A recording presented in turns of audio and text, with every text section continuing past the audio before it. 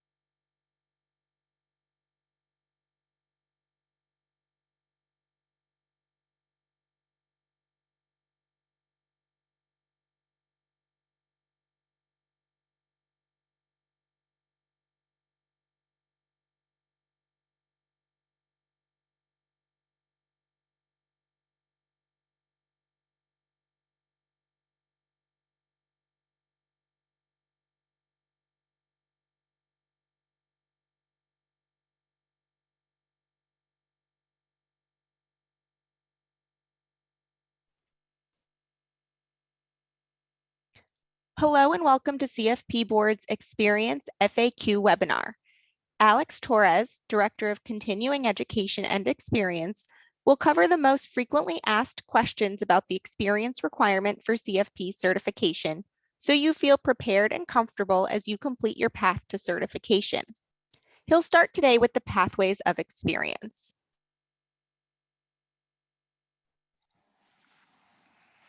Thank you, Amanda. Greetings, everyone. So first thing we'll do is go over the pathways of experience, as Amanda stated. As many of you know, there are two pathways to complete the experience requirement. There is a 4,000-hour apprenticeship pathway. This is the highest bar, and it requires a 3-part requirement. The 6,000-hour standard pathway has a 2-part requirement. And you could find this infographic on the pathway on our site. So let's talk about how to enter your experience. First thing you want to do is log into your account, your experience reporting profile on cfp.net. Click on the Report Experience button in your certification dashboard, and then click on Report or View Your Experience.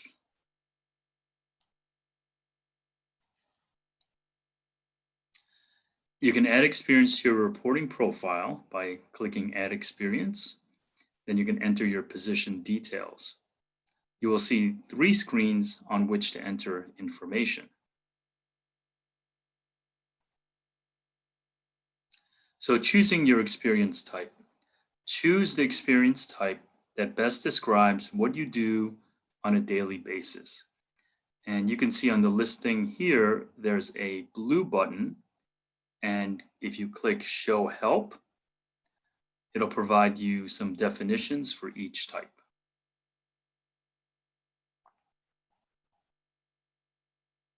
Next, you want to enter your position details.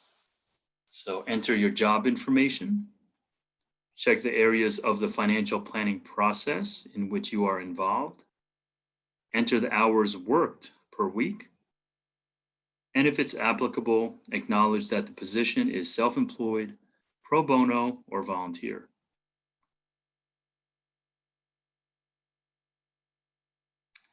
Next, you can enter your supervisor information. Enter your supervisor's name and email address. This individual may be contacted for verification purposes. Click Save to finalize your entry. You can always go back to review your experience reporting profile. Your entry will appear in your experience reporting profile as shown here. So now let's go over some frequently asked questions when entering your experience. When should I start entering my experience? Is a common question. Enter it now. We encourage you to enter it early. You can continue adding experience until you have reached the required number of hours to satisfy the standard or apprenticeship pathway.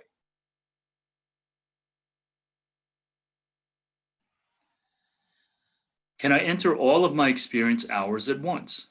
Each position should be submitted separately. There is no limit to how many entries you can submit, so click Add Experience to enter a new position. How do I choose which pathway to report my hours under? Well, as you submit your experience, you'll be asked specific questions on what you did and how you completed the experience.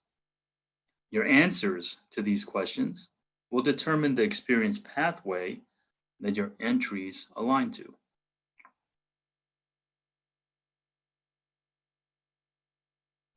How do I enter apprenticeship experience? Well, the apprenticeship pathway is triggered by a number of things. First, you select I primarily engage with clients for financial planning purposes. Then you select all 7 elements of the financial planning process.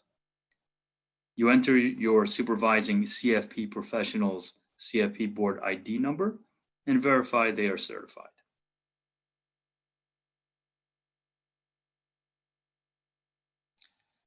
Can my hours count toward both pathways? Well, when it's appropriate, the hours may count under both pathways.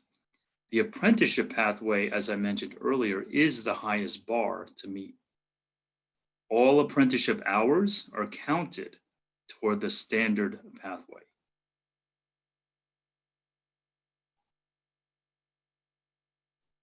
What do I do if my position has no end date, and how do I update it? Well, you can leave the end date blank if you're currently in the role. To refresh your experience, click the Refresh Hours link. If you need to add an end date, click the Edit link.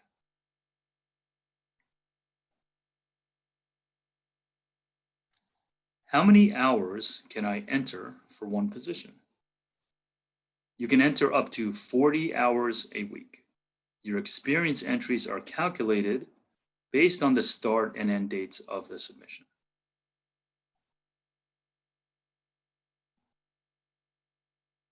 I completed 2 roles at the same time. How do I enter them? Part-time work hours are calculated at a 1-to-1 ratio based on the qualifying number of hours worked per week. Again, the maximum number of hours you can enter is 40 hours per week. This includes overlapping dates.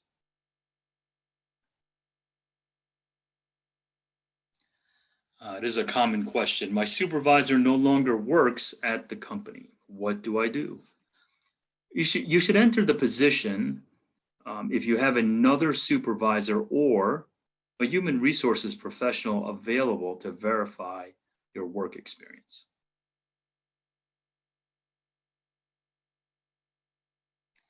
I work under multiple CFP professionals. What do I do? If you are on a rotation program and work under multiple CFP professionals with each new position, please enter each position as a separate entry. For each entry, use the CFP professional who directly supervised you.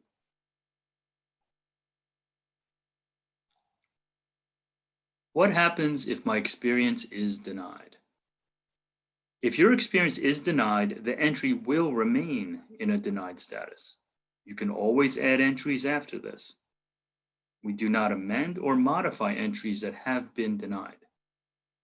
Denied experience does not bar you from completing CFP certification. The number of denied entries does not matter if you complete the required hours under the standard or apprenticeship pathways.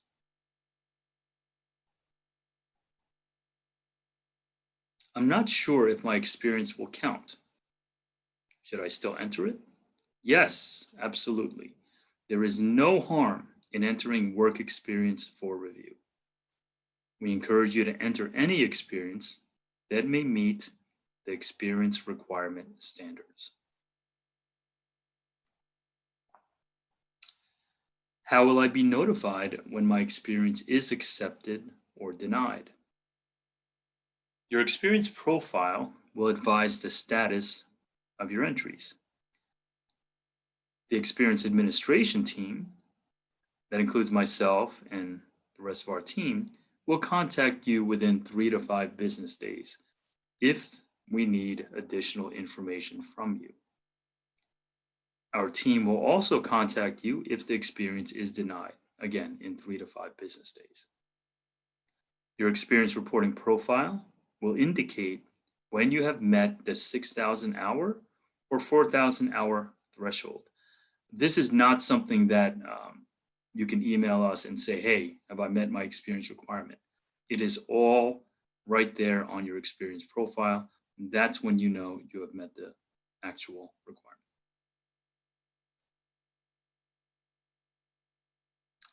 When will my supervisor receive a verification email? Upon review of your experience submission, a verification email may be sent to your supervisor. All entries on the apprenticeship pathway require verification from a CFP professional, and all self-employed, volunteer, indirect support, and teaching related entries require verification.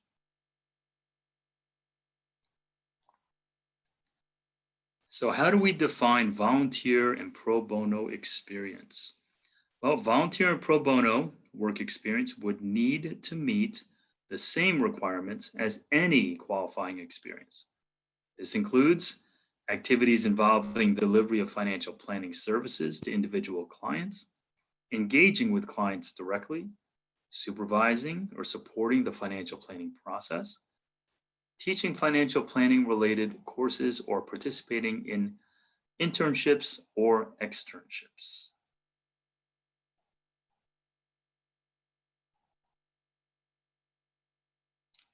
What does an attester have to do? Okay, first let's look at what is an attester. Why is it needed? If you are self-employed, pro bono, or volunteer, you must have a qualified attester in lieu of a supervisor. To be a qualified attester, the individual must hold one of the following certifications or licenses. And as you can see there, there's a number of them. Take note that for a licensed attorney and for a licensed CPA, an inactive license is still acceptable. And also for the degrees, it must be from an accredited U.S. college or university. The qualified attester's role is to attest to the work experience you've submitted in your experience profile.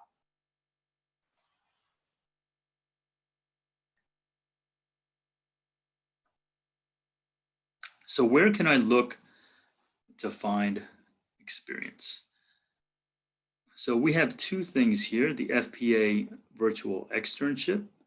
It's an online 8-week program that provides an opportunity to gain experience approved for CFP certification while engaging with over 25 financial firms and experts. We do offer 180 hours for the CFP board standard pathway. You can visit fpaexternship.org to register by the deadline of June 1st. You can also check the CFP Board Career Center. You can view jobs, internships, entry-level, and other professional opportunities, and upload your resume by logging in at careers.cfp.net.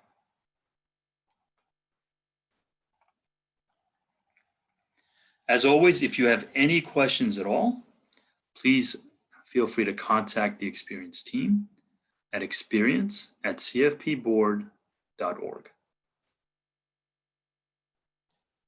And so I'll put this back up to Amanda. And Amanda, should we look at some of the questions coming in? Thanks, Alex. Great job. Yes, let's go ahead. We have a few questions that came in throughout the webinar. If you give us a second, we'll review those questions and get back with you. Actually, Amanda, I see one right here at the at the bottom, it says, how can we find an attester? Is there a list of CFP professionals who are willing to be a qualified attester? We don't keep a list of those who are willing to be a qualified attester or any of those other designations. What I've seen in our reviews is that the candidates may, many times may have someone they know who they work with in an office, or maybe they work with on another work group team while supporting clients who may be familiar with your work. So it's more about the network I believe you work in to see if you could find someone who's a qualified attester.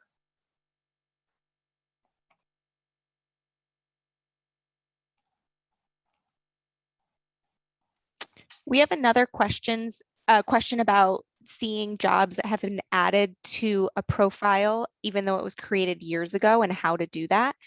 All experience is going to be available in your experience reporting profile that we showed you at the beginning. So you just need to log into your account at cfp.net. Once you do, you'll just click on that report experience button to get into your experience reporting profile, and any positions that you've entered will show up there. And here's another question, Amanda. It's what happens if you have a mix of standard and apprenticeship hours? Again, as we discussed earlier, the apprenticeship hours will count towards the standard pathway. So it's counted, if it comes in as apprenticeship, it's counting on both sides anyway. And the system is just looking for you to get to your number of hours, whether it be apprenticeship or whether it be on the standard pathway for the 6,000 hours. And Alex, we had another question at the beginning about the FPA externship. So I just wanted to confirm what you mentioned, that the externship through the Financial Planning Association will provide 180 experience hours once it is completed. And Alex, can you confirm if that would be entered in their experience reporting profile as experience, correct? That's correct. Go ahead and submit that in your profile. And what we do is we do have a list that comes directly from FPA. We can check against it. If we don't find you on that list, we are simply going to ask you to submit a copy of your proof of completion, and then we'll take it from there. But yes, you can just go ahead and submit that, and you could put in the job title, FPA externship participant. That would be fine. Great. And Alex, I have another question for you. So if someone is completing experience under the standard pathway, are there any specific supervisor requirements in terms of having to hold a specific credential, designation, or license? No.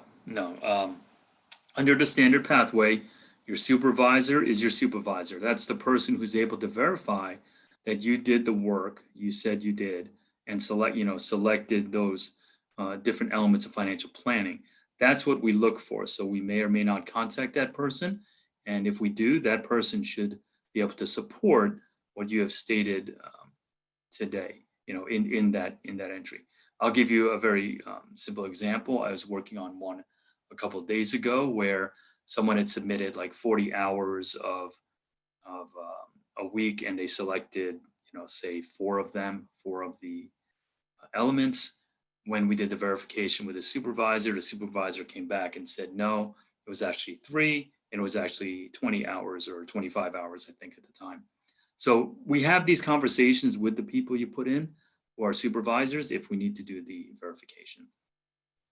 Perfect, thanks. So yeah, so under the standard pathway, there's no specific credential requirement for the supervisor. The only time that we require that is if you are working or entering self-employed, volunteer, or pro bono experience. They have to have that one of those credentials under that qualified attester list, or have to be a CFP professional if you're entering apprenticeship experience.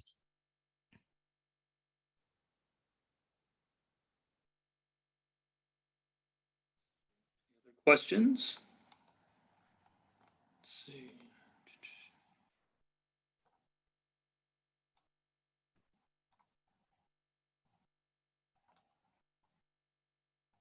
Can we Oh, send out a copy of the presentation? Amanda, I'll leave that to you. yes, we will definitely be sending out a copy of the presentation. It should be ready within a week or so. So I will make sure that everybody who has registered today gets a copy of the webinar, and then also, we'll make sure we post it on our website and in various platforms like our candidate forum.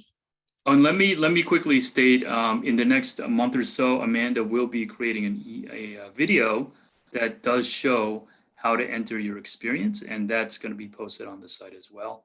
So that's another great resource for all of you to have. Yes. And Alex, I have a few more questions, and actually one really good question that came in. How far back can someone count experience? What's the time frame that we accept experience in? Great question. So the experience must be completed within 10 years before and or 5 years after successful completion of the CFP exam. So if a start date for an experience entry falls outside of the 10-year look back window, you'll need to add additional experience within the appropriate timeline. So 10 years before, 5 years after the completion of the CFP exam. And just another question about denied experience. When would you know if your experience has been denied? Would you and your team, Alex, notify the individual right away once they enter it? I mean, I assume that's the case, or would they need to wait any certain period of time before they're notified? Yeah, so good question. You can see this right away once we've completed the review on your experience profile. Otherwise, you should get a response from us within 3 to 5 business days of any experience entry that has been denied. And Alex, another question for you. Do CE hours count for experience? CE hours. So training, CE would be considered more of training and education, and that does not count for experience hours. Great, thank you for that clarification.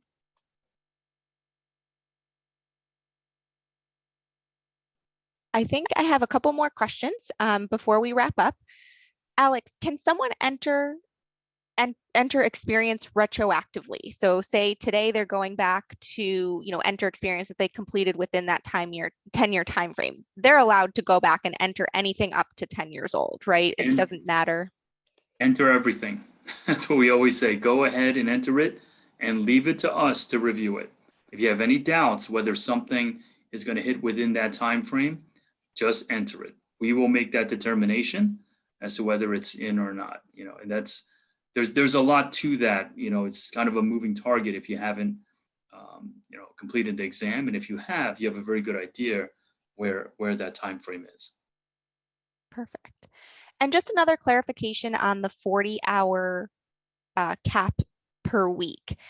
Is that per job, or can you clarify how that's per job? Whereas someone works 40 hours in a normal, Monday through Friday job, they can't add on pro bono or volunteer work on the weekends to that. That's correct. So the amount of time we will consider for the experience requirement weekly is 40 hours, regardless of the entry. So the total entry time should come up to 40 hours per week. Perfect. And I think another way to think about that is if you have a start and end date, or start and open end date, if you're still in the role, the most that you can submit in that role is 40 hours per week. So you just, if you're adding anything extra, that's great. And I'm sure you're learning a lot from that, but the most that you can add in that time period is 40 hours per week. Amanda, let me go over 2 questions that I know we get often. It's not in the Q&A, but I definitely want to address this. So does working with corporate clients count toward my work experience requirement? And the answer because I see this a lot now, the answer is no.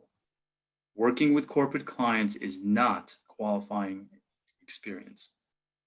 CFP board defines a client as the individual or person who engages a practitioner and for whom professional personal financial services are rendered. Another question is, does international experience qualify for the experience requirement? Yes, as long as the experience standards that we've discussed are met. International experience may qualify. Perfect. Okay. Any other questions?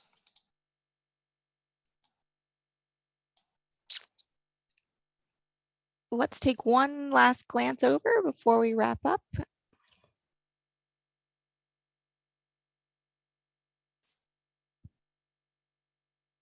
Here's one question. If my supervisor is not a CFP, but the compliance officer is, should I put that person's name for the supervisor? The answer to that is you will put your supervisor's name. The person that can verify your work is the person you should always put in as the person that will be contacted by CFP board.